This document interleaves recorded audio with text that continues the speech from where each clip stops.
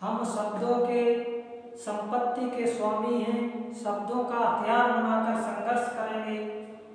शब्द हमारे जीवन की सांसें हैं और हम इन सांसों को लोगों के मध्य बांटेंगे। संत तुकाराम एक संत हुए, बहुत महान संत तुकाराम, उनके ये शब्द हैं।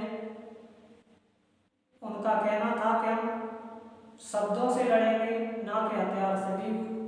We will fight with the words not the weapons.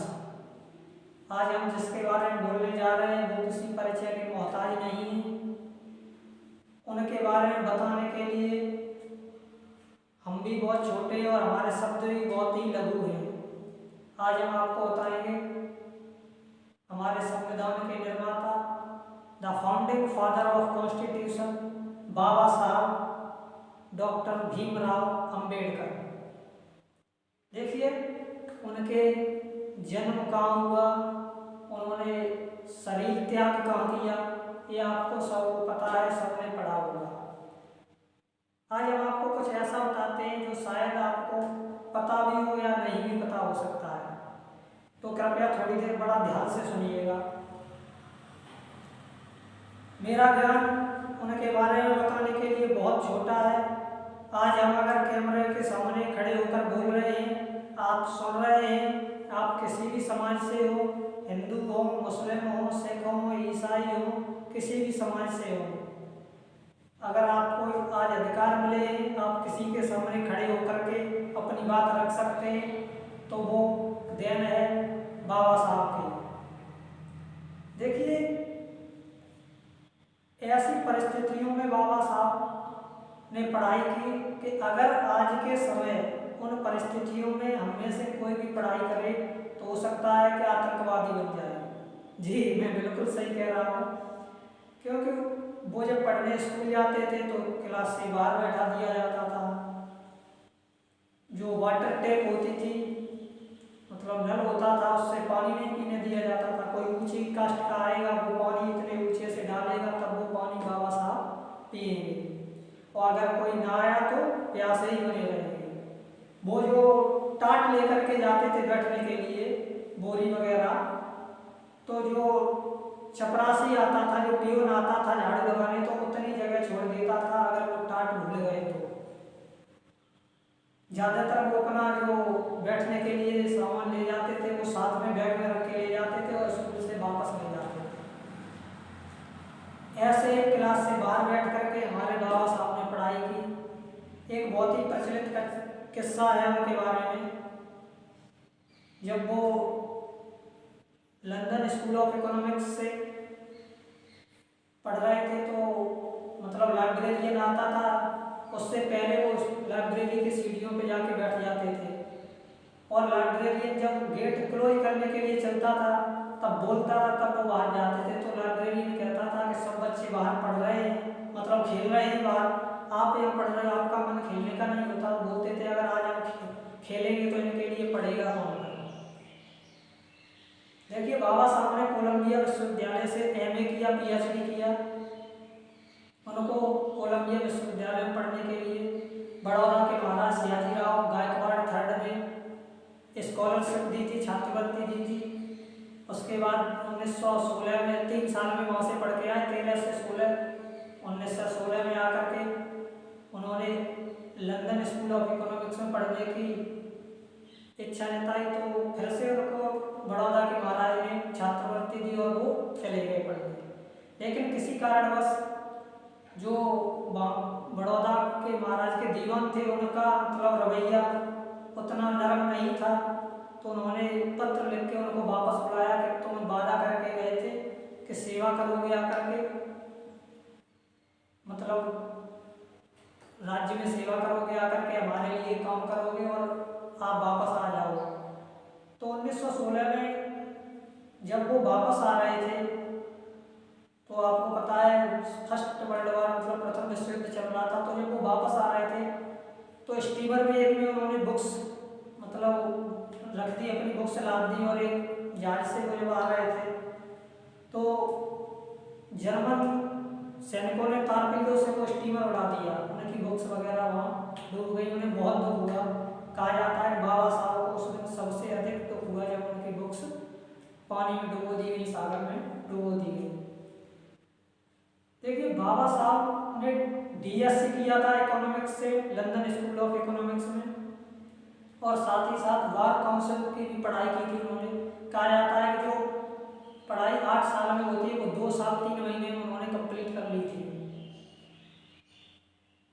बाबा साहब का जो रूटीन था डेली का, वो मतलब दिन में बताया जाता है कि वो दिन में 16 से 17 घंटे पढ़ाई करते थे। जो हम आपको बता रहे हैं ये कहीं से सुना हुआ नहीं बता रहे हैं। आदरणीय शशि थरूर जी की बुक अम्बेडकर द लाइफ में ये सब लिखा हुआ है, आप जाकर के पढ़ सकते हैं। देखिए बाबा साहब के बारे में हर कोई बताता है, हर कोई अपना अपना ज्ञान परोसता है, सब अपने अपने नजरियों से बताते हैं, लेकिन उनके बारे में हमेशा याद रखो कि वो संविधान के निर्माता ही नहीं, हम लोगों के जीवन जीने के निर्माता भी हैं। अगर हम सही से जीवन जी रहे हैं, अपने अधिकारों का प्रयोग कर रहे हैं, हम कुछ भी मतलब कर सकते हैं। जैसे हम पढ़ाई के लिए कहीं भी जा सकते हैं। आज हमसे भेदभाव आज भी हमारे यहाँ अनटचेबिलिटी है, छुआछूत है, लेकिन उतनी नहीं है जितनी उस समय थी जो बाबा साहब को फेस करनी पड़ी। ये कहा जाता है कि बाबा साहब की लाइब्रेरी में 50,000 से अधिक पुस्तकें थी उस वक्त। वो व्यक्तिगत लाइब्रेरी उनकी थी जिसमें 50,000 से अधिक पुस्तकें थी। देखिए मतलब आज के समय कुछ लोग बयान देते हैं, जो आए बोल देते हैं, मतलब जो मेरे मन में एक्सप्रेस करने के भाव विचार आए वो हम एक्सप्रेस कर सकते हैं, किसी के सामने हम अपनी बात रख सकते हैं। Right to life, right to freedom, right to expression, जितने भी राइट्स हमें मिले फंडामेंटल राइट्स सब बाबा साहब की देन है। वो एकमात्र ऐसे व्यक्ति थे जो कि पढ़ते वक्त मतलब ये नहीं देखते थे कि कितना टाइम हो गया, क्या कर रहे हैं। उनका मतलब रूटीन था, वो कभी पार्टी वगैरह करने के लिए बाहर नहीं जाते थे, किसी भी पार्टी। अगर किसी मित्र ने उन्हें निमंत्रण दिया, इनवाइट किया, तो बोलते हैं खाना यही ले आओ घर पर, यहाँ और अच्छी पार्टी हुई, मतलब बाहर हम नहीं जाएंगे, क्योंकि वो अपने जो पढ़ने का टाइम था उससे सेक्रीफाइस नहीं करते थे, उसका सेक्रीफाइस बिल्कुल नहीं करते थे। देखिए आज हम लोग बोल देते हैं जय भीम, जय भारत, जय संविधान, लेकिन इसका जो एक्यूरेट मतलब है वो नहीं समझते। बस बाबा साहब की जयंती आई, 14 अप्रैल आया तो हमने नीला झंडा उठा लिया, जय भीम, जय संविधान, जय भारत, और उसके बाद निकल गए तो हम लोग भूल गए। बाबा साहब को हर पल याद रखना चाहिए आपको। अगर कोई भी राइट अगर आपको मिला है, आप कहीं घूम रहे हैं, आप कहीं मतलब किसी भी जगह जॉब कर रहे हैं और आपको जो भी अधिकार आप प्रयोग कर रहे हैं हमेशा, तो वो सब डॉक्टर भीमराव अम्बेडकर बाबा साहब की देन है। बाबा साहब के बारे में हम लोग उतना ही जानते हैं जितना कि हम लोगों ने सुन रखा है, किताबों में पढ़ रखा है, और उनके जीवन के ऊपर काफ़ी किताबें लिखी गई। उन्होंने वो बहुत एक अच्छा स्टेटमेंट देते थे कि जूते पैर में हो या ना हो, चप्पल पैर में हो या ना हो, लेकिन हाथ में किताब जरूर होनी चाहिए। और वो हमेशा कहते थे शिक्षा वह शेरनी का दूध है जो पिएगा वो दहाड़ेगा। तो हमेशा मतलब उनकी जयंती पर ही हम देखते हैं कि लोगों में जोश दिखाई देता है, लोगों में मतलब मालूम पड़ता है कि हाँ बाबा साहब को ये जानते हैं। उसके बाद 14 अप्रैल के बाद 15-16 अप्रैल हुई, थोड़ा ध्यान रखा, बाद में भूल गए। बाबा साहब हम लोगों के दिल में रहने चाहिए, हमेशा हम लोगों के दिमाग में रहने चाहिए। दलित, ध्यान से सुनिए, दलित से डी लिट तक का सफर अगर तय किया तो बाबा साहब ने किया। अछूत से अटूट तक का सफर तय किया बाबा साहब ने, और उन्होंने सिखाया हम लोगों को कि कैसे कितना भी संघर्ष करना पड़े लेकिन एजुकेशन मस्ट है। शिक्षा हमें जरूर ग्रहण करनी चाहिए, चाहे कितना भी संघर्ष करना पड़े, चाहे एक वक्त का खाना खाइए लेकिन शिक्षा जरूर ग्रहण करिए। बाबा साहब कहते थे कि हम हिंदू बनकर पैदा तो हुए हैं, वो हमारे हाथ में नहीं था, लेकिन हिंदू बनकर के हम मरेंगे नहीं, ये हमारे हाथ में है।